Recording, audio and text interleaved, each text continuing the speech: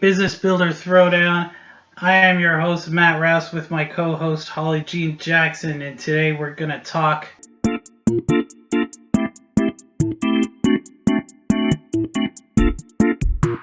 ways that you can do business better. And there's been a little bit of chit-chat in advance around the idea of the Business Builder Throwdown. And it's not a fight between like me and Holly. We're not going to be beating each other up yet. But we're going to talk about business ideas, and then we're going to see which winner our audience thinks is the one that wins the day, and that will be the winner of the Throwdown. So before we get to it, Holly, why don't you tell us a little bit about yourself and how you became one of the Yahoo Finance top 10 female coaches for 2021? Thanks, Matt, for that introduction. Well, first of all, I just love the intro you put together. I feel super pumped up. I'm like, yeah, ready to go.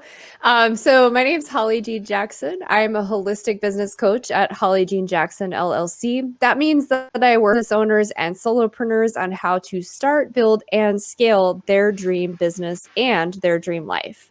How I became a top Yahoo Finance business coach, I'm not really sure. I think it's just putting information out there, doing a lot of public relations, offering a lot of live stream events, being a podcast host and a podcast guest, and just putting my message out there and sharing a lot of really interesting stories, like how I met Matt on his podcast. So excited to be here, Matt. I'm Matt Rouse. I am the host of the Digital Marketing Masters podcast, as well as one of the founders of Hook SEO Digital Marketing. So Holly, do you want to start us off and remind us of the topic again? And then let's see what ideas we can come up with today. Okay, so our topic that we landed on today is how to streamline your business. And I was looking up the definition of streamlining to make sure we're all on the same page. This means to be more efficient and more effective. So my ninja tip for this week on streamlining your business and becoming more efficient is to block schedule your time. What this means is you're going to bucket the different types of things you need to do in your business so they're similar into chunks, and then you're going to schedule that out. Why is this efficient and helpful? One, every time we force ourselves to change different types of work buckets, we're exhausting our brain, and we only have so much decision-making power every single day. So the more we can streamline this into chunks and work on one thing at a time and focus, the less we're exhausting our brain. Will be more creative and more productive. Two, you can use things like automation to simplify things, as well as some of the block schedule things like online scheduling calls. And when you force yourself to block schedule, that means you're also chunking out time for client calls, sales calls, doing your consulting work, all of these things. And the other thing tied to block scheduling that's super important is let's stop fooling ourselves and thinking that multitasking is actually working. There's science, there's data. It does not work. It exhausts your brain and you'll be less productive. So block schedule your time. I challenge you to do this. I'd love to hear if you have any questions around this and if the challenge works for you. What about you, Matt? The first thing I was going to do is say, I think time blocking is a really good idea.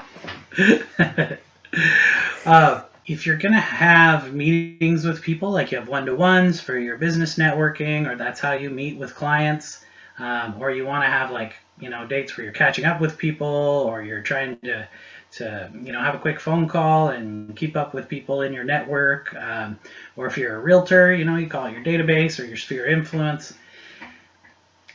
Set up something like Calendly, where basically you're going to set up calendar appointments that only can be scheduled on specific times on specific days. So we use it for our podcast booking system. I have Tuesday, Wednesday, and Thursday is the only days that I record podcasts, and only on 3 hours a day. And people have to select from those times of when they're going to book their podcast, and that automatically books all of the time together. However, in my calendar, it won't allow someone to book it if I've already got a meeting booked. So I book fake meetings over those appointments, and then I just delete the ones where I want to allow people to book. So then it keeps the whole schedule open for people, but it blocks out the times when I need to do extra work or something, and then I can delete those if I don't need that extra time, and then allow people to book. Does that make sense? Yeah, I do the same thing, and it's a lifesaver. In fact, when people force me to not use my calendar booking system, I get double or triple booked almost every single time. Honestly, the online calendar was the biggest time saver for me in my business, and I'm so glad that I use it. So that's a great ninja tip. I love that, Matt. It is. You know what else was great with calendar tools like that is you could put a form in that people fill out into the calendar tool. So, for example, with our podcast, we used to go, hey, Holly, you want to be on the podcast? And she'd be like, yeah, sure. These are the 3 things that I generally talk about. And I'll go, okay, well, how about let's talk about number 3, what days and times are you available? And then this goes back and forth for days, right? With the calendar, I say, hey, you know what? I saw on your one sheet that you like to talk about, how to help, female entrepreneurs level up their business. Why don't we talk about that on the show? Here's the calendar link. And then you go in, you type in your bio, you put in your information, right? You pick the date it's going to be. You're going to put in your headshot and all that information. And then I don't have to go chasing all that information down. We went from spending 4.5 hours a week probably for 1 episode a week to now I spend 2.5 hours a week to do 2 episodes a week. Yeah. Doubled our productivity and doubled our output. Yeah, I had the same experience using an intake form for my podcast as well. And it also weeds out people that aren't serious about being guests on your podcast show. If they're not willing to fill out a form with you doing all the marketing for them with that, then why on earth would you want them on your show? So people that complain about using your intake forms, they're not going to be a good fit for the things you're trying to book. The other thing that I just learned today that I'm actually going to be implementing is I'm expanding to use some partners on certain services that we're providing.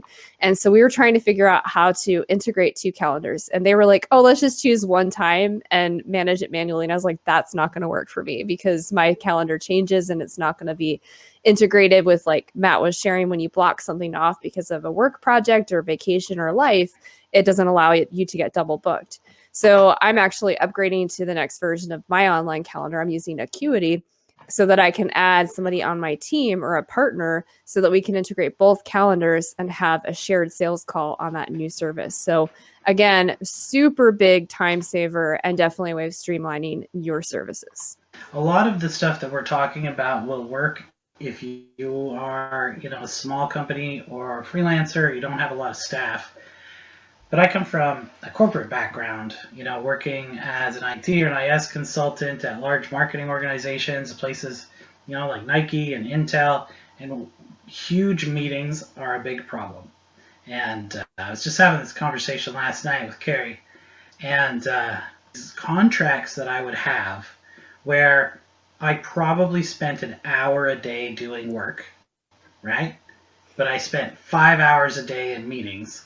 And 2 hours a day basically trying to figure out and schedule the meetings and where is the place I got to be for the meeting and traveling to or from the meeting if it's in a different building or a different facility. And 99% of those meetings, there's no business of me being in them. I just didn't need to be there, right? So if you can take your meetings, move them online, especially if you can book kind of like a Zoom room or something, right? Where you set the meeting, you set up a room, and then you just send the invite to the people at the times you need them in the meeting, right? Because if I only need Holly in the production meeting for the part where we talk about the show, but she doesn't need to be in the part where we're going to talk about, somebody on my team is going to do social media for it or something, right? I could just book her for that 30 minutes of the meeting instead of having everyone that is involved with the project all in a 2.5, 3 hour meeting, right? So you can stagger when people come in on your meeting times, or you can cancel the meetings altogether. there's a million meetings that could have been an email. So that's a good point. Sometimes there's like a quick check-in, and yeah, you want to use your voice, but just do a voice recording and share quickly on a voice recording over chat or over Zoom or IM to whoever you're working with on that. Now, I also come from a corporate background and experienced, meeting overuse, and something I would use in leadership in corporate as well as even today when I'm consulting for small businesses to save them money is if there's a meeting I'm invited to and I don't see why I'm supposed to be there, I ask for an agenda because I don't want to waste the money of the contract and, not help my clients. As well as when I was in corporate leading teams, I only have so much time and I need to have time to actually get things done to show the ROI of the project that I'm leading. So that's another great point is when you're considering a meeting, really ask yourself, what's the point? Can I send a voice memo instead? Can I send a short email instead? Can I connect two people on my team and assign this and outsource it? And with that too, Matt, when you were sharing your ninja tip earlier over all the windows that you had open and how you're doing work, for people that are in businesses or teams and you're trying to scale up, when you're doing these things that are saving you time, start doing a Loom recording of it or whatever technology you want to use so that when you're onboarding people to your team or to your business, it's really easy. You can teach them how to do these things. There's a couple things in there to unpack that are pretty important. I really like the idea of voice memos. Shoot somebody a voice memo or your Discord or whatever you use internally. Like our company, we use Zoho Click. It's also a super annoying way of spam marketing. So anybody doing that, don't do that anymore. God, it's terrible. You get a voicemail and nobody's called you and you go listen to it and they're like, your car extended warranty has run out. Yeah, I was going to say the car warranty and the Social Security one, like, stop doing that, please. I got one the other day. They told me that my Social Security number is invalid and that the police are on their way to my house. Of course, I have a United States phone, but I'm physically in Canada right now. So, that's a difficult one for them to get around. And not to get too much on a tangent, but I love going on tangents. So the reason that those things are so stupid, right? And you're like, who falls for this, right? Is that it's a self-selecting mechanism. So in marketing, you want your marketing to be self-selecting, and it's stupid, but it's brilliant at the same time, right? When they say that Arabian prince or African prince is gonna, they need help getting their $15 million out of the country, the reason you still get those is that once in a blue moon, somebody falls for it. And the reason that they're written with terrible grammar and ridiculous stories and everything is because somebody has to be dumb to fall for it. And this is a really unfortunate side of it. Not necessarily somebody who is, non-intelligent, but they could have a disability of some sort. It could be an age-related disease that makes them not be able to have like all of their logic capacity around being able to understand that this is not a real thing. And that's who these emails are targeting, right? They're targeting people who, maybe aren't the brightest to start with, but they're also targeting people who could have a learning disability or could have something else wrong with them, or that are very desperate, and that's why they use those systems. That's why they have terrible grammar. That's why, because they don't want smart people to call them. Yeah. If they send you one and you call them, you're just going to waste their time, and they can't use that time on the phone to try and scam more people. So unfortunately, it is both stupid and smart at the same time. Yeah. So hey, for people tuning into Business Builder Throwdown, we're only going to give you smart ideas that are above board, and we're only hoping to inspire people that actually have legitimate businesses helping people with amazing services. So tune in for ninja tips on that stuff and not the scams out there. We could probably sneak in a couple more. There's one kind of ninja tip that I like for productivity, and there's a rule you can follow, and that is, if something isn't going to matter in 5 years, you shouldn't spend more than 5 minutes working on it. So I like anything that is not important in the long run, just don't do it. right? I understand there's a lot of little things that we need to do on a day-to-day basis that are important in the short term.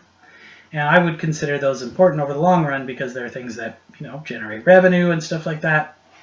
But there are a lot of tasks that people have no business doing in their business that don't need to be done ever. And I mean, the list is pretty much endless. But Holly, and you've spoken to this a bit also. Let's come up with tasks that people are doing in their business that they should not be doing. Okay, well, if sales is your number one prerogative, stop just spending money on marketing and start having sales conversations. Another one that comes to mind is don't invest a lot of money in SEO until you know who your audience is and what your services are, because you're going to be going after the wrong keywords, the wrong audience. And I feel like for a lot of business owners, this takes like 2 to 5 years to figure out. There are other ways you should be investing your money.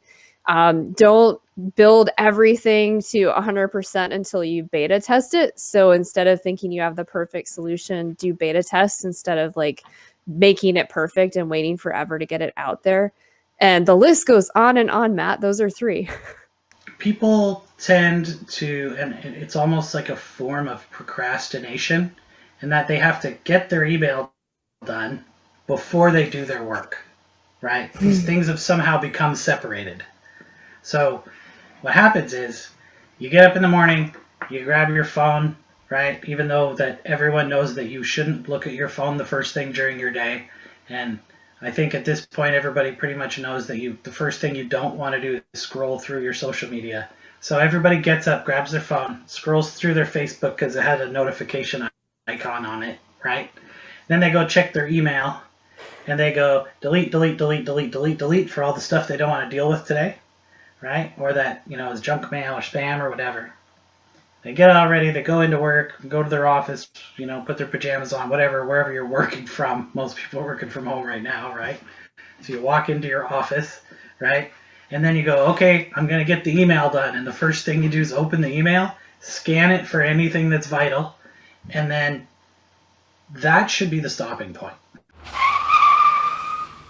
Right? Open your email, look for emergencies. If nothing is an emergency, then you should be on your calendar that you, of course, read the night before so you know what to do this morning, and start doing your work, and then go deal with your email. You want to get the work done that's going to build your business and grow your business and make you money over the long term before you deal with all the little stuff that's in your email that is, for the most part, not getting you anywhere. Yeah, and that kind of brings me to, that book that hopefully we've all read, The One Thing. And this is where you are focusing on your number one priority first thing in the morning, which is not your email. It's not your text message. It's certainly not your social media. What is that number one thing based on your number one goal in your business and life that needs to get done this morning that's going to have an impact on momentum in your business 5 years down the road? And do that first. And we talked a lot about focus earlier. That's what the block scheduling, the calendar stuff is to free up space for you to focus. And the only way you're going to get that number one thing done is by removing the distractions. It's so easy for us to open our email and get derailed and go down this rabbit hole of, oh, I need to buy this. Let me go on Amazon. Oh, I need to look at this post and read this article. And then you've lost an hour of your day and you're off your schedule. So remove those distractions, turn off notifications, put a sign on your door if you're working from home and the kids might interrupt you, and get that one thing done. And if you just get at least one really critical thing done every year, you're at least getting 1% closer to your goal every day. There's a book that is about efficient manufacturing, which I'm sure probably no one has read, because unless you're in the manufacturing world, you would not have read this book. However, one of the most important things in the book is they say that every single week, every person in management or leadership in a manufacturing business needs to put 1 hour of time on their calendar every week to get done all the things on their list that they say, someday I'm going to do this thing because that will help improve the business. And they're just saying just 1 hour a week. Put that on your calendar to do those things on that list that are going to get your business moving forward. And what happens is, as they do that, it's like from the book, The One Thing, they say it's like putting a rock in a stream. Other work will flow around it once you put it on the calendar and say, this is here, I'm going to do this thing, and I'm going to stick to this calendar appointment no matter what. It is vital that I do this. And if I don't do this, then what's going to happen is I'm going to procrastinate and I'm going to be stuck at the same point in my business a year from now as I am right now, right? So if you want to move it forward, you got to put aside time, put it on your calendar, block it out to get your business moving forward. Yeah, and Matt, what I like to call that time is super thinking time. And that's like we just schedule an hour of strategy and innovative thinking on your business. And it is vital. So 1 hour a week of super thinking time. And when you're doing your actual work and your tactical things, if you have a thought that's a really big thought, write it down and put it into your super thinking time for that 1 hour a week. It's life-changing. It's super helpful. Here's all the points we've gone over. There is setting aside time setting aside time for that one thing, time blocking, calendar tools, stop multitasking, better meetings, voice memos, recording tasks for future training or onboarding. Which idea is winning the business throwdown? Holly, what is your favorite of the list so far? You know, for me, my favorite is choosing that number one thing and getting it done first thing in the morning, because that's the one thing that I focus on every single day. And it's tied to super thinking and block scheduling. And it's the biggest needle mover in my business is getting that one thing done. I'm going with time blocking. Looks like we have a couple votes in here. Holly, before we tally up the rest of the votes, do you want to tell people where they can get a hold of you and how they can reach out to you? Sure. Yeah. So my website is hollyjeanjackson.com. You can also find me on LinkedIn under the same name, Holly Jean Jackson. And if you'd like to shoot me a quick email, it's holly@hollyjeanjackson.com. Looks like we got a couple variations on the theme here. And that sounds like today the Throwdown winner is doing one thing every week to advance your business. Holly, that was your tip. Congratulations. You are the winner of the Business Builder Throwdown. And next week I'm bringing my boxing gloves to celebrate. That's right. And everybody, Thursdays is going to be Business Builder Throwdown. You can find it on Hook SEO YouTube channel. Just type in Hook SEO and YouTube into the Google or the Bing or wherever you like to use, DuckDuckGo or whatever. You can go to Holly Jean Jackson's Facebook page. And until then, thanks for coming out. And Holly, thanks for being on the show today. Yeah, thanks for having me, and thanks for putting this together with me, Matt. I'm really excited. Yeah, I'm excited. I think it's going to be great. I think we can help a lot of people. We will see you guys all next week. Bye.